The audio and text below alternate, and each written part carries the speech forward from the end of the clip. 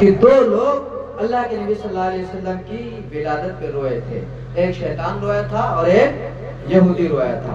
تو آج جو اللہ کے نبی صلی اللہ علیہ وسلم کی ولادت پہ روتے ہیں تو آپ خود اندازہ لگا دیجئے کہ وہ آخر کس نسل سے، آخر وہ کن کے طریقے کو اپنا رہے ہیں، مسلمانوں کے طریقوں کو اپنا رہے ہیں یا پھر وہ غیروں کے طریقوں کو اپنا رہے ہیں۔ بہرحال محترم سامعین کرام، یہاں پر جو آج کا جو میرا بیان ہے، جو میرا مقصد ہے، وہ اللہ کے نبی صلی اللہ علیہ وسلم کی عظمت کے اوپر کچھ گفتگو کرنا ہے۔ پہلی، اللہ تبارک و تعالیٰ کلام مجید میں ارشاد فرماتا ہے ان اللہ و ملائکتہ یصلون علی النبی یا ایھا الذین آمنوا صلوا علیہ وسلموا تسلیما۔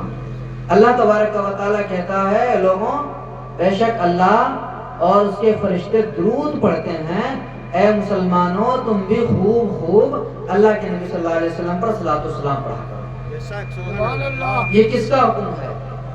اللہ تبارک و تعالیٰ کا حکم ہے۔ اگر قرآن و حدیث پڑھے جائیں، کتب احادیث کا مطالعہ کیا جائے تو اللہ تبارک و تعالیٰ نے نماز فرض کی ہے، اللہ نے نماز فرض کی ہے، لیکن اللہ نے یہ نہیں کہا کہ ہم نماز پڑھتے تو تم بھی نماز پڑھو، ایسا کہیں کہا نہیں۔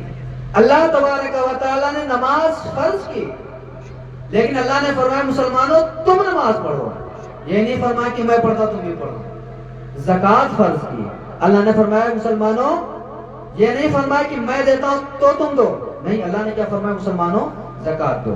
اللہ نے حج فرض فرمایا، کیا فرمایا مسلمانوں تم حج کرو، یہ نہیں فرمایا کہ میں حج کرتا ہوں، میرے فرشتے حج کرتے ہیں تو تم بھی حج کیا کرو، نہیں، جتنے بھی اعمال ہیں اللہ تبارک و تعالیٰ نے لوگوں کو کرنے کا حکم دیا، اللہ نے نہیں کیا، اللہ نے صرف حکم دیا، کیا نہیں ہے۔ قربان جاؤ اللہ تبارک و تعالیٰ کی ذات بابرکت پر۔ جب عظمت مصطفیٰ صلی اللہ علیہ وسلم کی بات آئی، جب اللہ کے نبی صلی اللہ علیہ وسلم کی عظمت لوگوں میں اعلان فرمانا چاہا تو کس انداز میں اللہ نے فرمایا؟ اللہ نے فرمایا ان اللہ و ملائکتہ یصلون علی النبی یا ایھا الذین آمنوا صلوا علیہ وسلم تسلیما۔ اے مسلمانوں، میں بھی صلاۃ و سلام پڑھتا ہوں اپنے پیارے نبی پر، میرے فرشتے بھی میرے محبوب صلی اللہ علیہ وسلم پر صلاۃ و سلام پڑھتے ہیں، تو اے مسلمانوں تم بھی اللہ کے نبی صلی اللہ علیہ وسلم پر صلاۃ و سلام پڑھا کرو۔ یہ عظمت ہے، یہ عظمت ہے اللہ کے نبی صلی اللہ علیہ وسلم کی، اللہ خود فرماتا ہے۔ تو جب اللہ تبارک و تعالیٰ قرآن شریف میں فرماتا ہے آپ کو چاہے کہ آپ کثرت کے ساتھ اللہ کے نبی صلی اللہ علیہ وسلم پر صلاۃ و سلام پڑھیں، تو پڑھیں درود پاک اللہم صلی علی سیدنا و مولانا محمد وبارک وسلم، صلاۃ و سلام علیک یا رسول اللہ صلی اللہ تعالی علیہ وسلم۔ معزز سامعین کرام، اللہ تبارک و تعالیٰ کلام مجید میں ارشاد فرماتا ہے قل ان کان آباؤکم و ابناؤکم و اخوانکم و ازواجکم و عشیرتکم و اموال اقترفتموها و تجارت تخشونها و مساکن ترضونها احب الیکم من اللہ و رسولہ و جہادا فی سبیلہ فتربصوا حتی یاتی اللہ بامرہ واللہ لا یہدی القوم الفاسقین۔ اللہ تبارک و تعالیٰ ارشاد فرماتا ہے محبوب آپ ارشاد فرما دیجئے اگر تمہارے ماں باپ، اگر تمہارے بھائی، اگر تمہاری بیوی اور تمہارے وہ مال جو تمہیں محبوب ہو اور وہ تمہارے گھر جنہیں تم پسند کرتے ہو، اگر یہ چیزیں اللہ اس کے رسول صلی اللہ علیہ وسلم کی محبت اور اس کے راہ میں جہاد کرنے سے زیادہ بہتر ہے تمہارے نزدیک، تو انتظار کرو یہاں تک کہ اللہ تبارک و تعالیٰ اپنا عذاب نازل فرما دے۔ سمجھنے کی بات ہے، اللہ تبارک و تعالیٰ نے سب سے زیادہ جس کے اوپر تاکید فرمائی وہ اللہ کے نبی صلی اللہ علیہ وسلم کی محبت کی تاکید فرمائی، اور محبت کرنا بھی چاہیے۔ محبت کیوں نہ کریں، آخر وہ حسین ہی اتنا، اللہ نے حسین ہی اتنا بنایا اپنے محبوب کو کہ جس سے خود بخود محبت ہو جاتی ہے۔ حضرت ام محبت کا ایک واقعہ ہے کہ اللہ کے نبی صلی اللہ علیہ وسلم جب تشریف لے گئے، جب آپ نے ہجرت فرمائی، اب تشریف لے گئے تو ام محبت کا یہ دستور تھا کہ وہ جو وہاں سے گزرتے تھے، جو مسافر ہوا کرتے تھے، ان کی خوب زیادہ خدمت کیا کرتی تھی۔ تو اللہ کے نبی صلی اللہ علیہ وسلم ام مابت کے گھر کے پاس پہنچے. سارے پریشان تھے, پیاس کا عالم تھا, بھوک زیادہ لگی ہوئی تھی.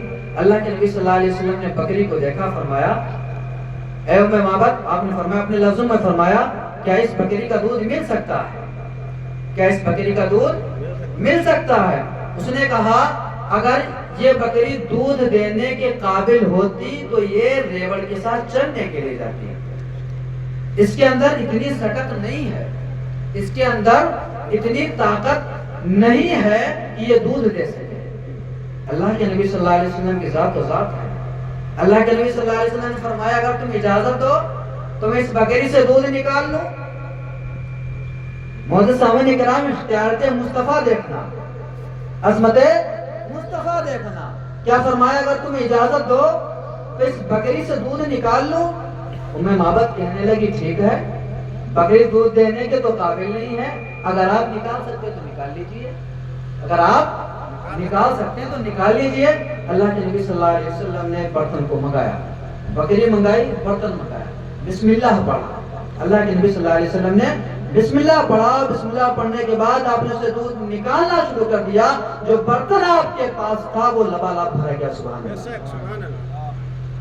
اللہ کے نبی صلی اللہ علیہ وسلم نے اس دودھ کو اپنے صحابہ میں بانٹا, خود پیا, صحابہ میں بانٹا اور گھر کے لیے چھوڑ دیا. اللہ کے نبی صلی اللہ علیہ وسلم تشریف لے گئے, حضور تشریف لے گئے, واپس چلے گئے اپنے سفر کے اوپر. معزز سامعین کرام, اب ابو مابت آتے ہیں, ام مابت کے شوہر آتے ہیں, ابو مابت آتے ہیں تو دیکھتے کیا ہیں کہ ان کا گھر جہاں پریشانی لگا کرتی تھی, جو بکری جہاں دودھ کا نام و نشان نہیں تھا, قحط کا زمانہ تھا, آج اس گھر سے اتنی خوشبو آ رہی ہے, آج اس گھر کے اندر دودھ بھرا ہوا ہے. سبحان اللہ. وہ کہتے ہیں ام مابت آج کیا بات ہوئی ہے, آج کیا معاملہ ہوا ہے, آج کیا بات ہوئی ہے کہ پورا کا پورا گھر خوشبو سے مہک رہا ہے. سبحان اللہ. پورا کا پورا گھر معطر ہے, خوشبو میں بھرا ہوا ہے. آخر کون آیا تھا میرے بعد, میرے پیچھے کون آیا تھا؟ تو ام مابت نے نام تو پوچھا نہیں تھا, ام مابت نے نام تو پوچھا نہیں تھا, فرمایا تھا کہ ہاں ایک مبارک شخص آیا تھا. سبحان اللہ.